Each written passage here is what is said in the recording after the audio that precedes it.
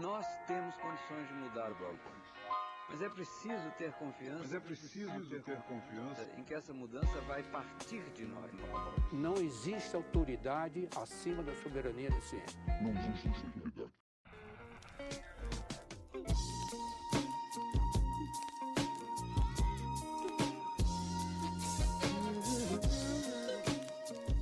Bem-vindos a mais um episódio do Nós da Nutrição, um podcast sobre nutrição e seu contexto na vida contemporânea. Aqui quem fala é Pablo Couto. E eu sou a Tayana Lindemann e esse é o nosso quadro de notícias para manter vocês informados sobre as novidades no mundo da alimentação e da nutrição. A gente reuniu várias reportagens ao longo de junho e um pouquinho de julho. Se faltou alguma coisa, manda pra gente que a gente bota no próximo. E bora lá que tem várias, né, Pablo? Então vamos começar direto. Isso aí, Thay, bora! Na nossa primeira notícia, Thay, a gente tem o seguinte: o Ministério da Saúde cede à indústria de alimentos e atrasa o combate a doenças crônicas.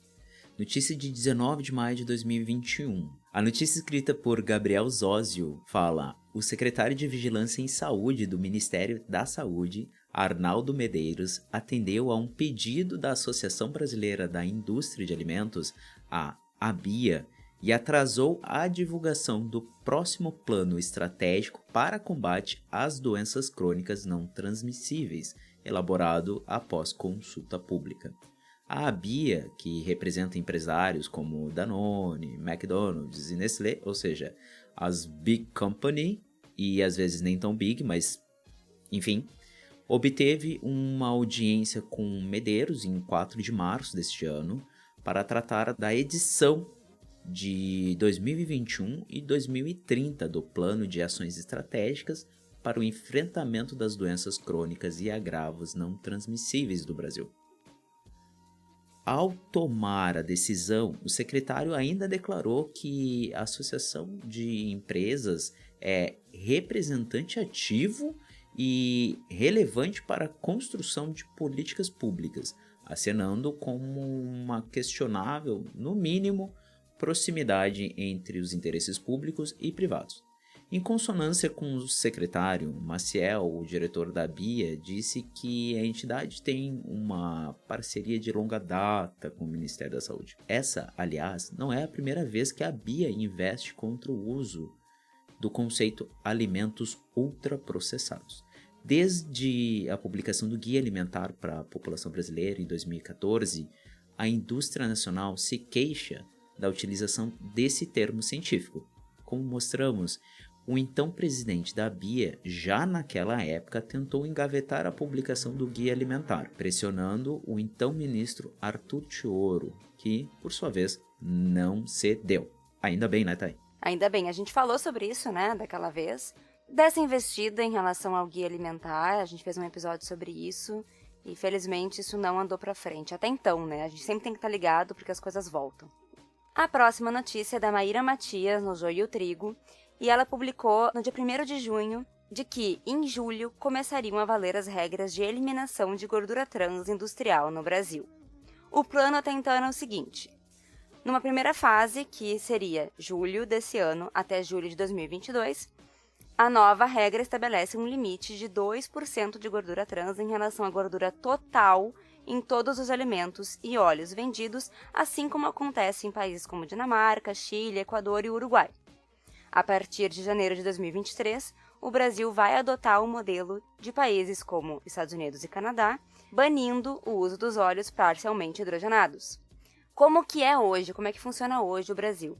Os fabricantes podem declarar na tabela nutricional de um produto, no rótulo, que tem 0 trans, mesmo que seja uma mentira, e nem por isso violando uma norma sanitária.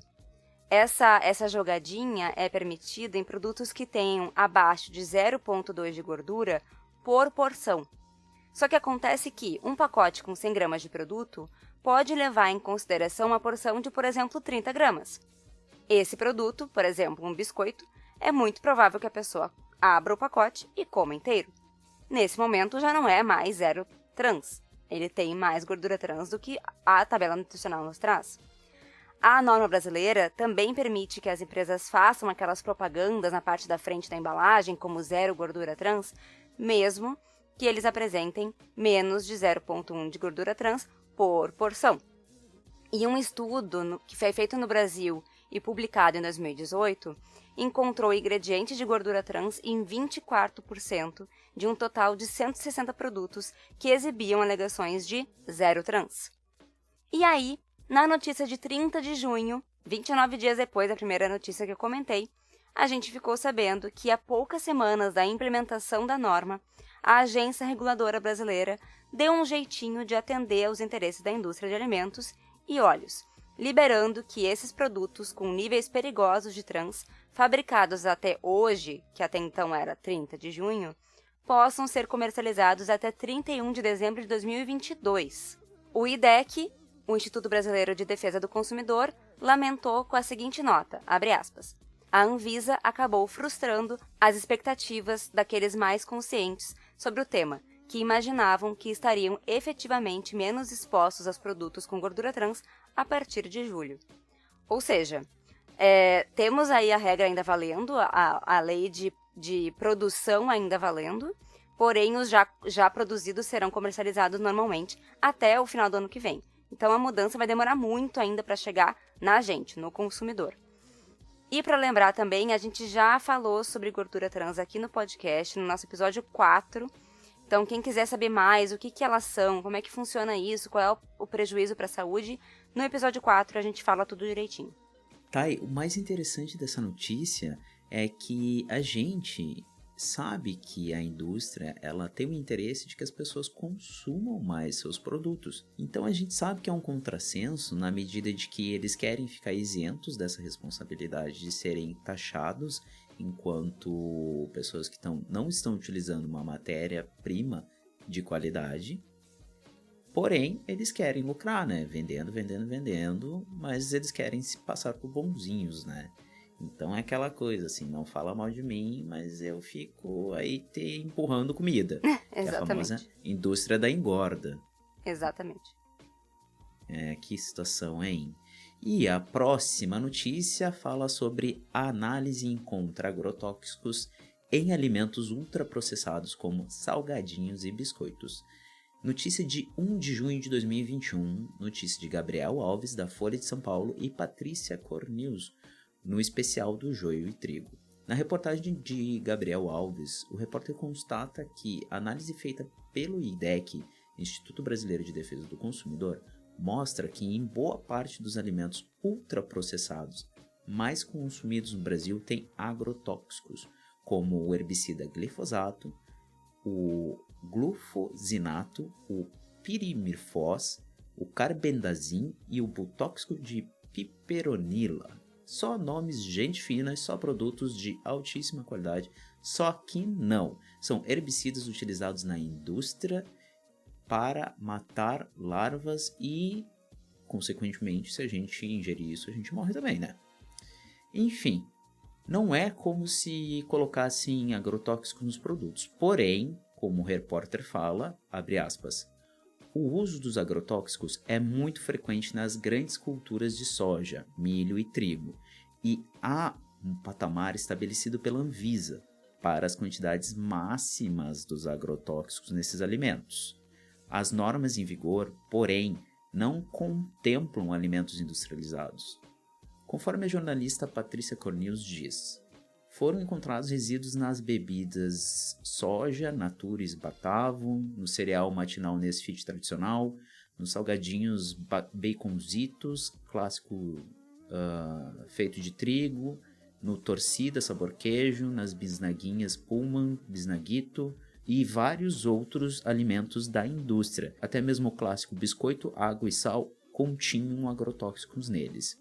Com a publicação desse achado, o IDEC lançou a cartilha chamada Tem Veneno nesse Pacote, onde é possível conferir como foi realizada a pesquisa, quais os produtos e o que e quanto foi encontrado em cada um deles. A gente vai colocar o link para vocês acessarem no post e é uma cartilha bem interessante porque ela é bem visual, fica bem fácil de ver. Ou seja, mais um indício de que o uso excessivo de agrotóxicos ele é nocivo de várias formas que não só o consumo direto de hortaliças e vegetais. Mas, Thay, Aproveitando que a gente está falando de agrotóxicos, indústria, etc. e tal, a próxima notícia é sobre a Nestlé, que ela reconhece em um documento interno que mais de 60% dos seus produtos não são saudáveis. A notícia foi escrita por Miguel Ángel Medina, em 31 de maio de 2021. Na notícia, o repórter diz: a Nestlé, a maior empresa de alimentos do mundo, reconhece em documento interno que mais de 60% dos produtos que comercializa, de chocolates e doces a cereais matinais e sorvetes, não atendem aos critérios necessários para serem saudáveis e que algumas das categorias de bebidas e de alimentos que produz, abre aspas, nunca serão saudáveis por mais que sejam renovadas, fecha aspas. A informação enviada aos dirigentes da empresa suíça no início do ano foi publicada nesta segunda-feira pelo jornal Financial Times. Procurada, a empresa no Brasil reforçou o posicionamento global e afirma que, abre aspas, está trabalhando em um projeto para atualizar sua estratégia pioneira de nutrição e saúde. Fecha aspas. Eu tô acreditando. Estou acreditando. A empresa ainda diz: nossos esforços se baseiam em uma base sólida de trabalho ao longo de décadas para melhorar o valor nutricional dos nossos produtos. Por exemplo, reduzimos o sódio e o açúcar em nossos produtos de maneira significativa nas últimas 2 décadas, cerca de 14% a 15% apenas nos últimos 7 anos. Fecha aspas. O documento avalia metade dos produtos da Nestlé, deixando de fora nutrição infantil, ração para animais de estimação, café e nutrição médica. No total, 63% dos alimentos avaliados não alcançavam o nível saudável, assim como 96% das bebidas, ou seja, praticamente todas, sem contar o café, e 99% dos produtos de confeitaria e sorvetes. Abre aspas. Fizemos melhorias significativas em nossos produtos, mas no nosso portfólio ainda carece de definições de saúde, em um cenário em que a pressão regulatória e as demandas dos consumidores não param de crescer, explica o documento segundo o jornal. Ou seja, Nestlé sendo Nestlé, Nestlé sendo uma big company normal que está interessada em produzir, vender e não deixar as pessoas saudáveis. E spoiler, mais uma delas. Mas que vende saúde, né? Nas suas embalagens, lembrando isso. Pois é. Eles são muito conhecidos pelos cereais matinais e pelos biscoitos fit, entre aspas, e vendem saúde, e no próprio documento interno eles trazem essa informação, né? E spoiler, a Nestlé vai aparecer mais nesse episódio, então... foi um mês bom pra... As estão com tudo. Foi um ótimo mês pra Nestlé. Só que não, né? Enfim. Isso não é uma novidade. Isso é só mais uma coisa assim estarrecedora. É como se fosse a CPI das Big Companies nessa notícia, Tayana. Exatamente, e teremos mais, né? Estamos num momento de CPI. Fortíssimo. A próxima notícia é uma das poucas que são boas, tá? Também é outro spoiler, porque a gente tá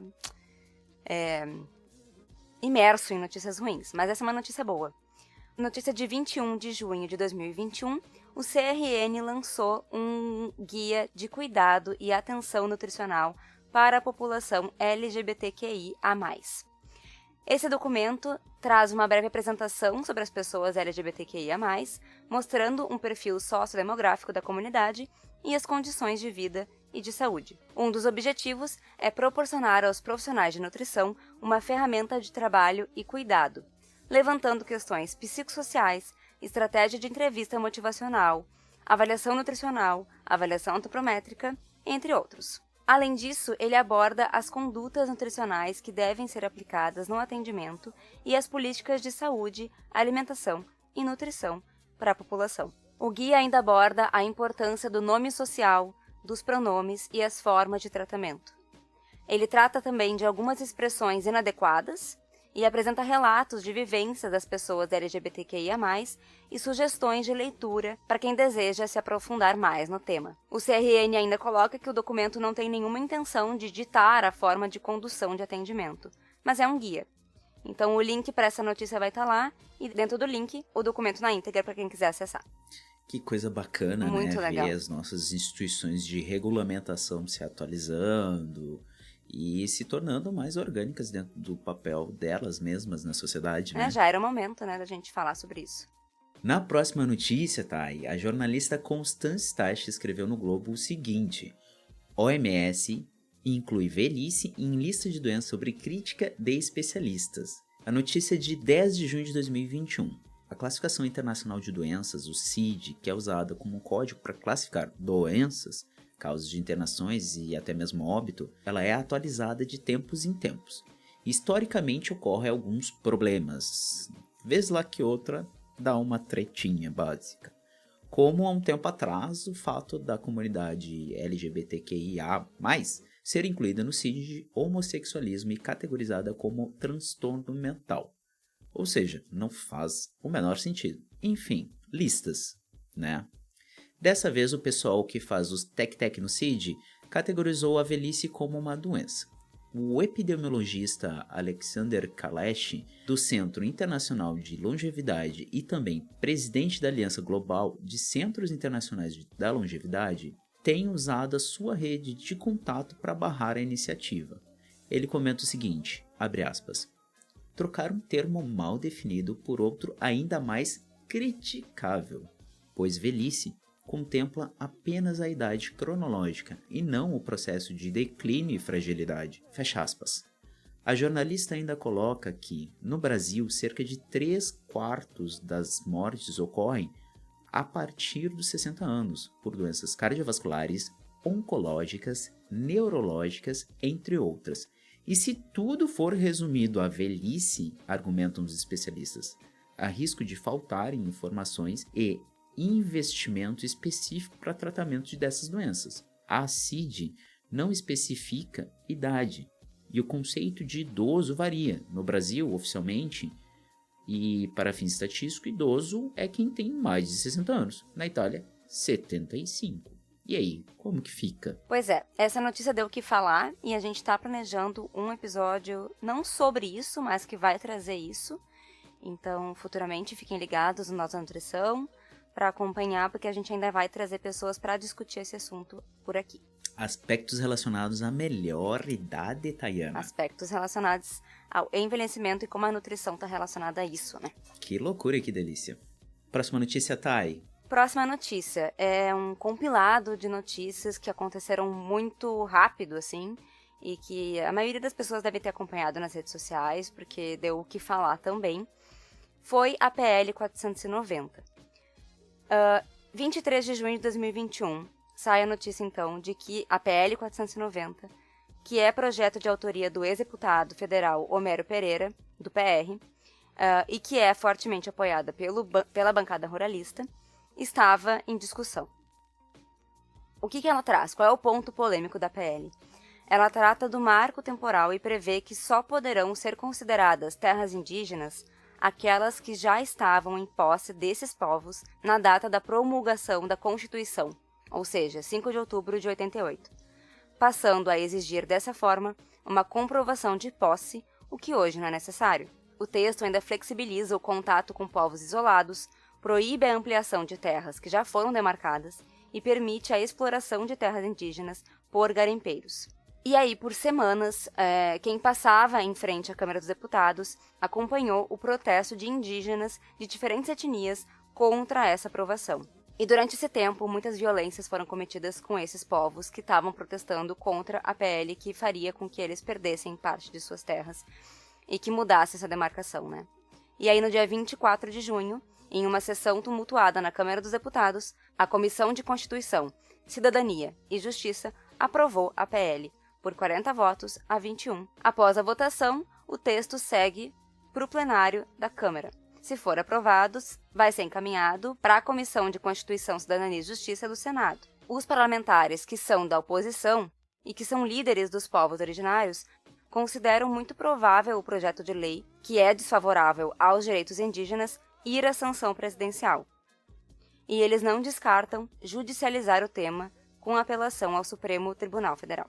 Inclusive, lá no nosso Instagram, para quem nos acompanha, a gente publicou algumas notícias que estavam saindo sobre essas violências cometidas contra os povos que estavam em protesto.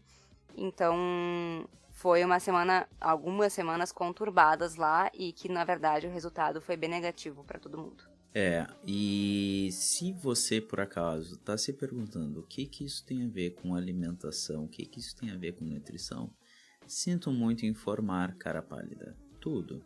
Afinal de contas, desmatamento, afinal de contas, apropriação de terras ilegais de povos nativos brasileiros e aumento da concentração de renda em pouquíssimas pessoas que já têm muita renda. Ou seja, tudo vai a cascata abaixo. Tem tudo a ver com nutrição. Tudo, assim. É complexo, sim, é complexo, mas é ilegal, é explicitamente ilegal. E a gente tá vendo, como a gente já trouxe em alguns episódios de notícia, e alguns PFs que a gente conversou com algumas pessoas, que as coisas ilegais, elas estão se tornando melindrosamente legais, né? Porque tem um benefício para algumas bancadas, pessoas com muita influência, e não necessariamente muito poder, mas influência sobre os senadores, sobre os deputados, enfim.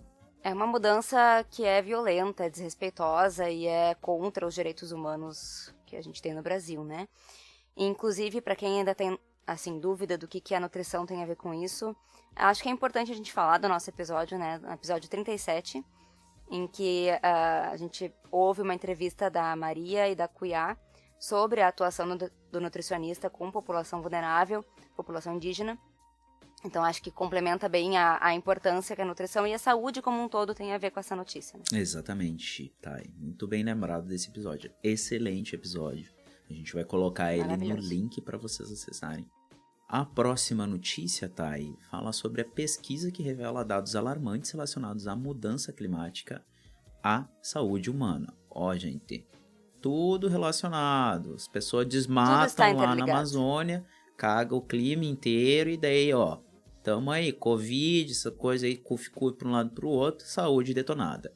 Notícia do dia 8 de junho de 2021, falando que dados inéditos sobre o nexo alarmante entre as mudanças climáticas e prejuízos à saúde urbana no Brasil foram divulgados durante a primeira edição de 2021 dos Diálogos Futuro Sustentável, evento promovido pelo ICS, Instituto Clima e Sociedade, pela Embaixada da Alemanha. Além dos impactos relacionados às mudanças ambientais, transmissão de doenças por mosquitos ou carrapatos, e os sistemas sociais, doenças mentais advindas de conflitos em deslocamentos populacionais, desnutrição, insegurança alimentar, perda econômica gerada pelas alterações do clima, o destaque fica por conta da mortalidade e morbidade gerada pela poluição no ar por veículos, indústrias e queimadas. A pesquisa cita um estudo realizado pela Fiocruz, revelando que 60% do material particulado inalado no Brasil é proveniente da queimada da floresta amazônica. E, em 2019, houve 2.500 hospitalizações por mês de crianças na região amazônica em decorrência da poluição das queimadas. A gente vai colocar o link do documento na íntegra para vocês darem uma conferida no site. Ou seja, mais um fator que às vezes passa despercebido, mas tem um impacto direto no contexto da nossa saúde enquanto sociedade e também no progresso econômico sustentável, né, Thay? Exatamente. E relacionada à notícia anterior, mais uma PL aprovada. Vamos lá. No dia 29 de junho, por 37 votos a favor e 15 contrários, a Assembleia Legislativa aprovou a PL 260 de 2020, de autoria do Poder Executivo, que muda a legislação referente ao uso de agrotóxicos no Rio Grande do Sul, especificamente do nosso estado agora, vamos ser um pouco regionalistas nesse momento, mas que foi bem importante aqui pra gente no nosso estado, essa mudança. E essa PL permite, então, a importação e o uso desses agrotóxicos nas lavouras gaúchas de produtos banidos em países sede dos fabricantes. Então, entendam bem, produtos que são banidos nos próprios países que fabricam serão permitidos agora aqui no Rio Grande do Sul. Pelo projeto aprovado, que ainda segue agora para a sanção do governador, fica admitida, então, a distribuição e a comercialização de agrotóxicos e derivados que estejam previamente autorizados pelo governo federal e pelo governo estadual. Relacionado a isso, a gente também colocou nos nossos stories recentemente uma publicação feita pelo Instagram contra os agrotóxicos, que por sinal a gente recomenda que vocês sigam, que fala muito sobre isso. Uma publicação que fala um pouquinho, então, sobre as alterações na lei de agrotóxicos e como elas podem prejudicar a saúde da população. Então, eu vou resumir essa postagem para quem não viu, aqui para ficar listado, mas eu recomendo que vocês sigam lá o Instagram deles. A gente vai colocar o link também, mas é contra os agrotóxicos, e vejam a publicação na íntegra. Então, o que eles trazem para a gente dessas mudanças? Primeiro, que substitui o nome agrotóxico nos documentos e embalagens por pesticida, ou defensivo agrícola, ou defensivo fitossanitário. Esses termos, eles escondem os perigos que esses produtos têm, né? Segundo ponto, o Ministério da Agricultura pode liberar agrotóxicos com registro temporário, sem passar pelo IBAMA ou pela Anvisa, que são os nossos órgãos regulatórios. Terceiro ponto, somente os agrotóxicos que forem interceptados como risco inaceitável poderão ser analisados. E o que seria inaceitável? Câncer? Morte? Não sabemos. 4. Permite registro temporário de produtos que estejam registrados em pelo menos 3 países da OSD, Organização para a Cooperação e Desenvolvimento, que o Brasil não faz parte, de novo, e sem passar pelos órgãos fiscalizados. E o quinto e último ponto é que não precisará de registro qualquer produto que possa ser utilizado num eventual caso de surto ou epidemia de doença ou praga. Ou seja, coloca os interesses econômicos acima do cuidado com a saúde humana e o meio ambiente. Esses rapazinhos aí dos venenos, eles são muito malandros, né? Espertos, né? Rápidos eles são também. Assim, ó, é uma guerra semântica pra deixar a gente mais ludibriado do que a gente já é. Porque assim, a gente não enxerga o agrotóxico na comida, a gente sabe que ele tá lá. Mas o que a gente minimamente pode fazer, que é regulamentar, eles também já não querem muito, ó, vamos deixar a coisa do jeito que tá, sem ninguém regulamentar, porque daí a gente vende mais. Não é porque eles estão preocupados se vai ter uma larva, é porque eles querem vender mais isso daí, né? Exatamente. Que coisa louca. Mergulhados em agrotóxicos estamos no Brasil. Por falar em pessoas, assim, indústria, fábrica, que gosta de vender bastante, a próxima notícia é sobre ela, a Nestlé. E é denunciada. Eu falei que ela ia voltar, voltou, não falei? Não, ela não consegue ficar longe, né? Esses big aí hoje estão com tudo na nossa notícia. A Nestlé é denunciada no Procon de São Paulo por propaganda enganosa. Olha que bonito, né? Ela não era toda boa, toda legal. O IDEC, Instituto Brasileiro de Defesa do Consumidor, denunciou a Nestlé ao Procon na quinta-feira do dia 24 de junho por propaganda enganosa, já que 4 produtos da linha Nesfit, ela é fit, que é uma maravilha, Nesfit, guarda Note. isso, Nesfit, que levam mel no seu nome, não tem o item na composição.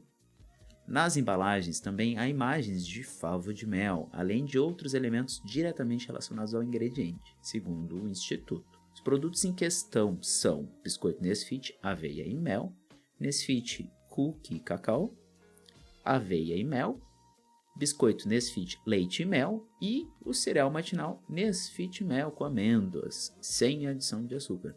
Ou seja, o negócio é doce, mas não tem mel. Então o que tem lá, né? Note que o nome deles são mel, aveia e mel, leite e mel, taradã e mel, mas não vai mel. Então assim, Só isso mesmo. Amiguinhos que estão escutando, vão lá e compram o cookie de mel da tia da esquina, sabe? Vai lá, procura Provavelmente vai ter mel. Faça o seu cookie, não compra dessa empresa porque ela tá enganando vocês e a sociedade faz muito tempo.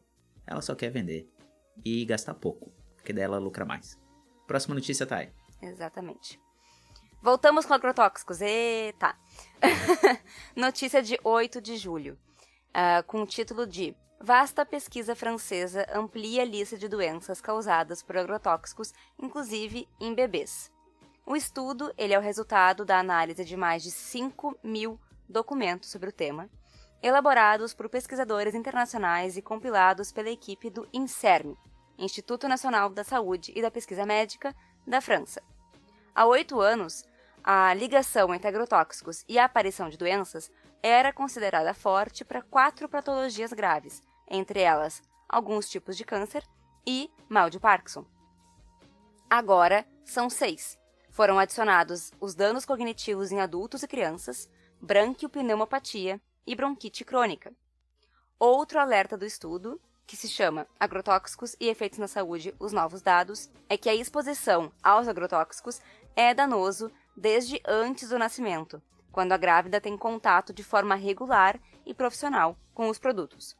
O pesquisador em toxicidade ambiental Xavier Conmu, um dos autores do relatório, traz o seguinte, abre aspas, para 2 classes de inseticidas bem conhecidos, os organofosforados e os piretroides, a exposição ao primeiro altera as capacidades motoras, sensoriais e cognitivas do bebê, desde a gestação.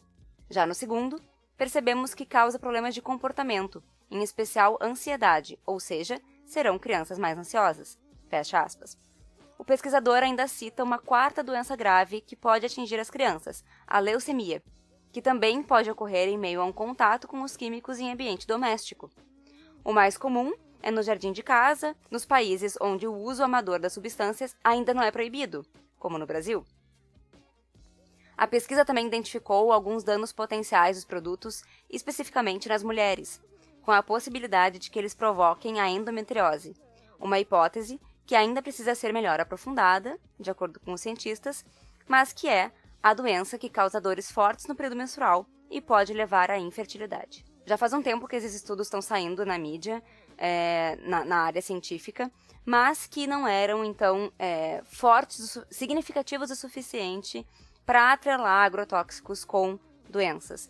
Com esse novo estudo, a gente tem essa ligação muito bem comprovada e com significativa importância.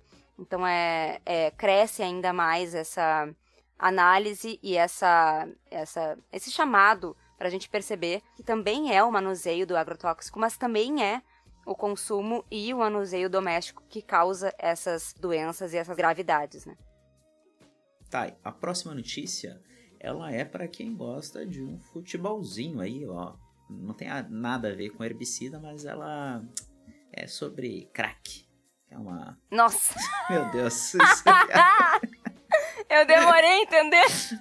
Eu fiquei, meu Deus, crack? Pra onde é que vai essa notícia? Mas agora eu entendi, tá. Tem a ver sobre crack, que é Cristiano Ronaldo pode ser punido por esconder Coca-Cola.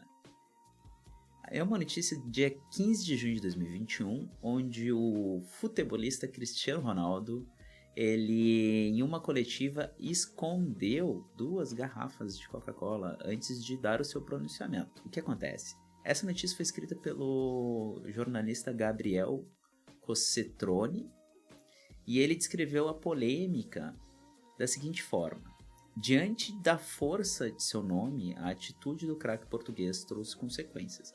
A empresa americana apresentou uma queda, uma desvalorização de 4 bilhões de dólares, cerca de 21 bilhões de reais na cotação atual, em valor de mercado após a ação ser repercutida.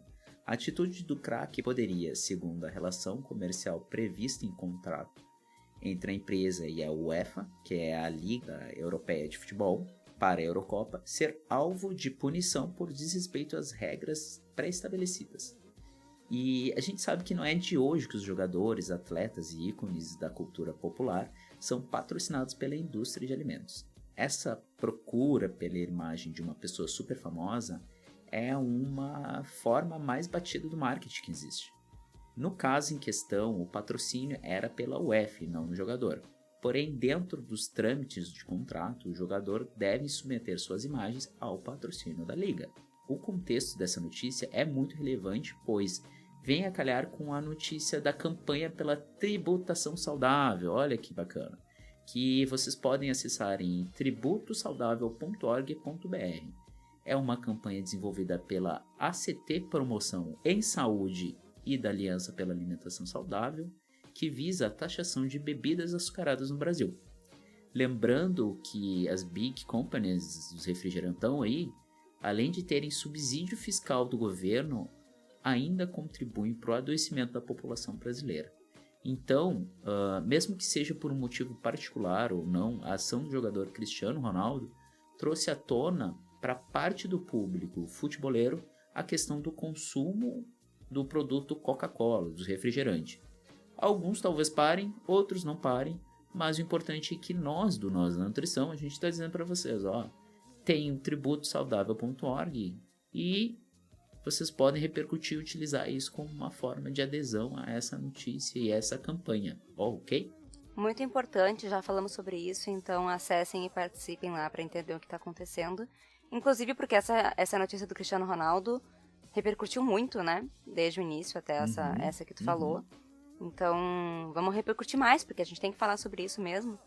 E é isso que tu falou, motivos pessoais ou não, isso foi importante para trazer a discussão para todo mundo, né? Ou para mais pessoas. Exatamente. Próxima notícia, quem é que aparece de novo? Nestlé, Ai, não muito acredito. bem. Putz, já dá não pra é a pedir principal. uma música no Fantástico? Hã?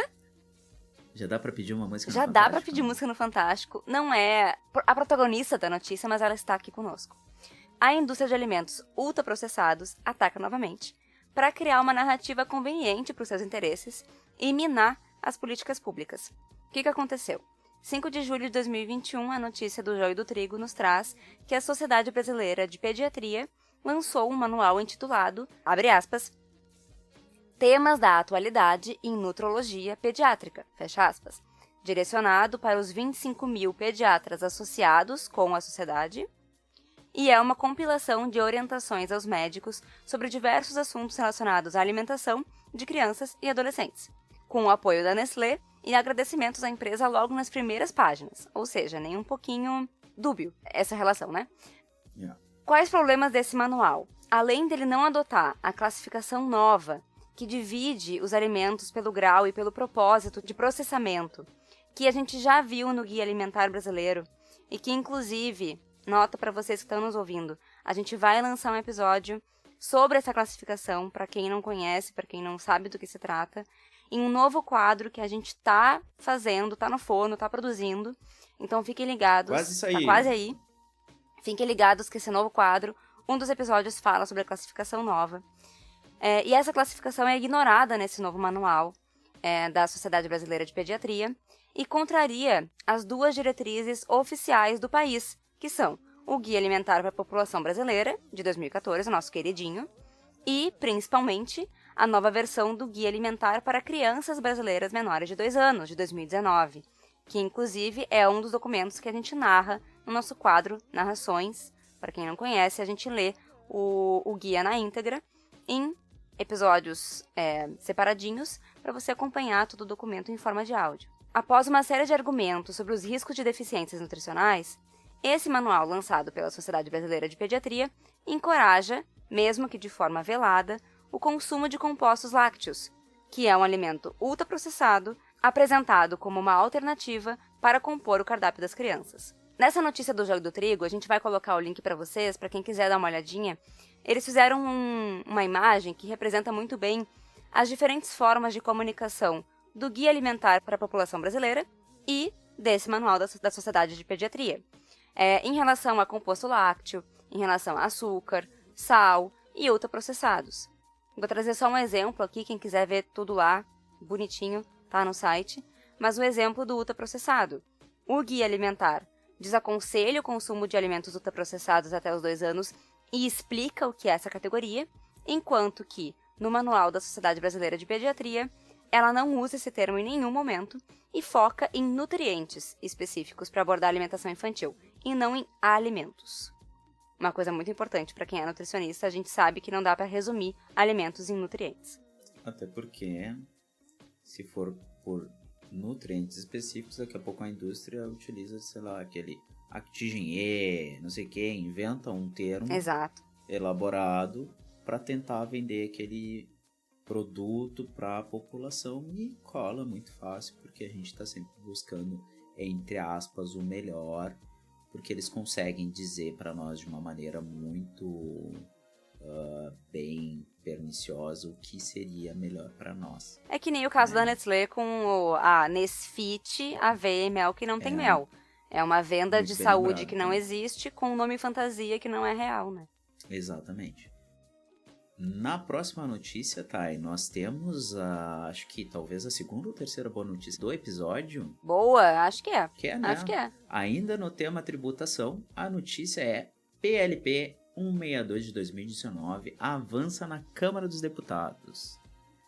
Notícia assinada por nós mesmos, nós da nutrição. Olha que chique. Muito chique. A apuração ali nas internet, feita, escrita por nós. E no dia 15 de julho, a CT Promoção em Saúde divulgou no seu Twitter uma mensagem sobre a aprovação da PL 162 de 2019, que visa estabelecer visibilidade, autorizando a divulgação de informações abrangendo todas as pessoas jurídicas beneficiárias de incentivos ou benefícios fiscais. Som de fogos de artifício, por favor, produtor. Piu, piu, piu. Piu, piu. O autor do projeto é o senador Randolph Rodrigues do PSOL. Aquele mesmo. Aquele. Né? Da CPI. Aquele lá. Sabe quem é? Abre aspas. Ele diz o seguinte. Privar o cidadão do acesso a essas informações contribui para cercear sua capacidade de fiscalizar o governo e de questionar eventuais benevolências indevidas. Fecha aspas. Em nota no site da Câmara, o texto sobre o projeto diz o seguinte: benefícios em números. Entre 2013 e 2018, conforme o Ministério da Economia, os benefícios tributários da União representaram, em média, 3,45% do Produto Interno Bruto, o PIB, a soma dos bens e serviços produzidos no país em um ano. A previsão para 2019 é de 306,4 bilhões, 4,12% do PIB. Inclusive, existe um site chamado soacreditovendo.org.br, que sintetiza muito bem as informações sobre essa PL, né? Todo o assunto está lá descrito, e colhe apoio para o projeto ser viabilizado entre a sociedade civil e as entidades, como, por exemplo, a ACT, a Aliança pela Alimentação Saudável e outras que também estão lá. Então é bem bacana, isso é super importante, como, por exemplo, a gente trouxe hoje nesse episódio, que vocês ouviram há pouco tempo, incentivo fiscal para a produção de bebidas açucaradas, né? Então eles, além de ganharem muito na venda e no incentivo para a venda, eles ainda ganham não gastando tanto, ou ganham em isenção. Meu Deus, é muito confuso. Só que a gente não sabe quanto, nem até onde, nem como vai, né? Então isso é super bem-vindo. Tomara que passe, porque a gente tá precisando desse tipo de coisa. Tá, e para finalizar, já engatando aqui, vamos aproveitar que a gente tá essa boa notícia, a gente tem o nosso robozinho. Nosso robozinho querido. Peçonhento, meu Deus do céu. Eu tenho a audácia de chamá-lo assim, peçonhentinho querido. O Robotox. Hoje, dia 19 de julho, o Robotox informou que existem 3.325 produtos agrotóxicos comercializados em todo o Brasil. E desde o começo do mandato, o governo Bolsonaro publicou e aprovou 1.259 novos produtos agrotóxicos. Essa é a lista que só cresce. É impressionante. Terminamos com notícia ruim, né? Mas se apeguem às notícias boas, acompanhem as notícias ruins, continuem de olho no governo. A gente tem que estar sempre de olho. Esse é um dos objetivos também desse episódio, desse quadro das notícias, é trazer para vocês um resumo, porque as coisas passam, a gente não consegue acompanhar tudo, a internet é uma loucura, mas a gente tem que saber o mínimo do que está acontecendo e acompanhar as atualizações disso, né? Então, por hoje é só. E é isso aí. Lembrando que o Nós da Nutrição é um projeto independente. Eu e a Thay, nós produzimos, editamos, escrevemos, publicamos nos nossos tempos livres, entre as nossas atuações oficiais. E se vocês gostam, se vocês acreditam no nosso trabalho, compartilhem, curtam, comentem, divulguem entre os amigos de vocês, familiares, etc e tal. Entrem em contato conosco, nós estamos em todas as redes sociais e vocês podem nos achar por Nós da Nutrição, @Nós da Nutrição com Z, ou vocês ainda podem utilizar um meio arcaico de contato que se chama e-mail. E lá vocês nos escrevem por contato@nosanutrição.com.br. E é isso mesmo, né, Thay? É isso, para apoiar o projeto é muito simples, é só acompanhar a gente nas redes, seguir a gente no Spotify, dar 5 estrelas no iTunes se você gosta da gente. E é isso aí. E participem, mandem notícias, comentários, suas indignações, que a gente tá aí para receber todo tipo de sugestão.